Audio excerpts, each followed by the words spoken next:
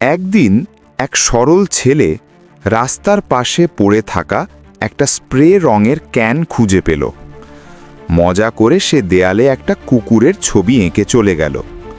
কিন্তু সে জানত না, তার চলে যাওয়ার পরই ছবিটা নড়ে উঠল।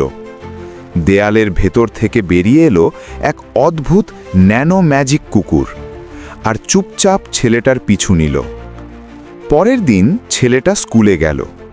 কিছু দুষ্টু ছাত্র তাকে ঘিরে ধরে তার ব্যাগ নিয়ে মজা করতে লাগল। সে কিছু বলল না, শুধু চুপচাপ দাঁড়িয়ে রইল। হঠাৎ একটা স্প্রে রং উড়ে গিয়ে সরাসরি ওই ছেলেদের গায়ে পড়ল। সবাই হতবাক, কেউ বুঝতে পারল না এটা কিভাবে হলো। এরপর তারা আক্রমণ করতে এগিয়ে এলো, কিন্তু একের পর এক ঘুষি অদৃশ্য শক্তিতে থেমে গেল। ছেলেটা নিজেও অবাক, সে তো কিছুই করেনি।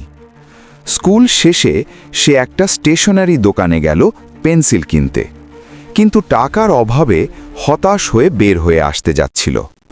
ঠিক তখনই দোকানের মার্বেলগুলো মাটিতে পড়ে গেল। দোকানদার রেগে তাকে তাড়া করতে লাগল।